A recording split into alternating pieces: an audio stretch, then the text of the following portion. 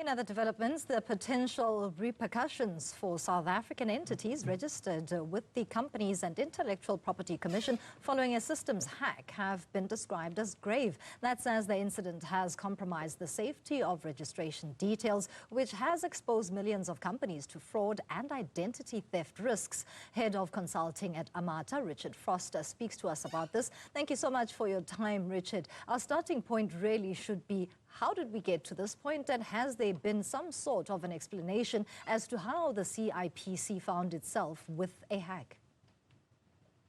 Hi, Tim-Sang. Yeah, I think they've done the right thing by releasing a official press statement explaining exactly what actually happened as far as the breach was concerned. They did some preventative measures, as in removing systems from the network to try and contain the breach. But I think after the fact, there was a level of information exfiltrated that was of concern. And I think this is why the statement was released to the regulator, just to advise people of the seriousness of the data breach. Now, what's concerning is that information is already out there with this breach, but we don't know how much. Talk to us about the threat that exists there with identity fraud. Yeah, so it's quite interesting. I mean, the regulator states that you have to mention where there was a data breach. It doesn't really dictate exactly how much data was exfiltrated. And I think CICP themselves are probably still trying to establish that. What is concerning is a lot of the information that the CICP has is publicly available. You can go do a search for a company's registration information. But there's also a lot of information that's not publicly available. You think about the information that's been stored. You not only have company registration details, but you also have patents and company trademark information. You now have company directors' information as well, down to email addresses, phone numbers, ID numbers, all that kind of information has been stored. So that was exfiltrated by the threat actors. They could actually use that to generate CICP documents, fake documents that look the legitimate documents.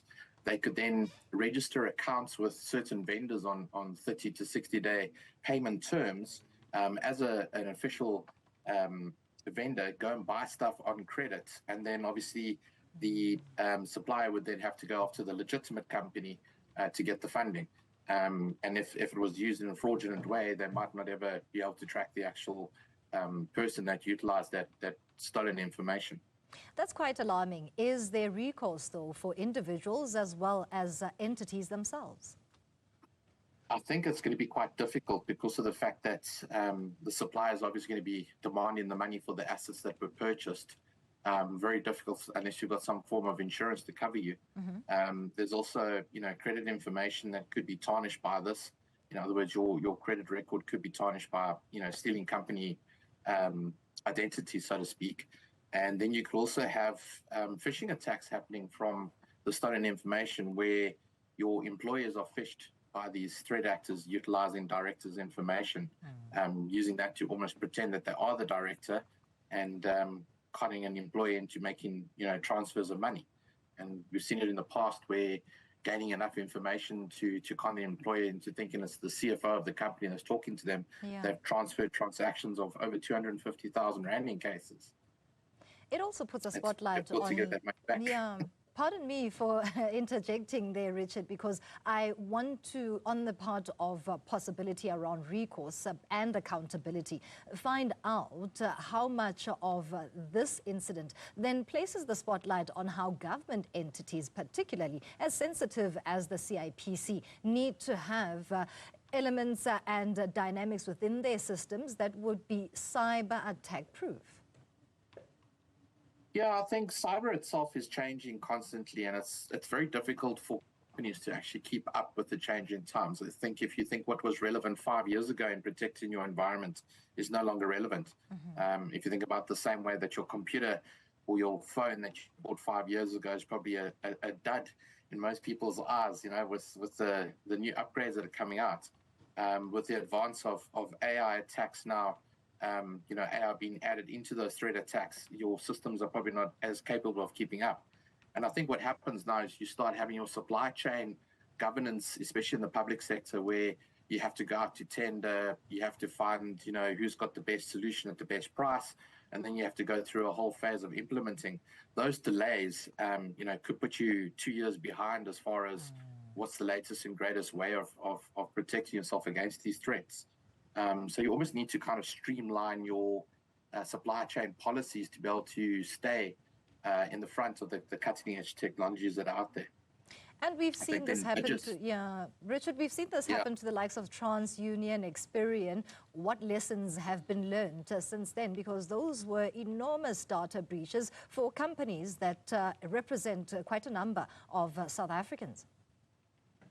Correct. And I think if you look at the large organizations that were breached, they're doing quite a lot at the moment to try and improve their cybersecurity protection, mitigate more of their risk. However, one of the biggest threats that's still out there is your third party. In other words, a small organization that's doing business with that large organization. That small organization could be a trusted party. And if you breach that small organization, you could utilize that trust to gain access to the larger organization.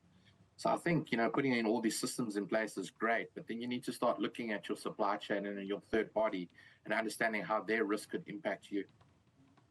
Is there something to be said about legislation that maybe is lacking in South Africa to ensure that cyber crimes are dealt with decisively then?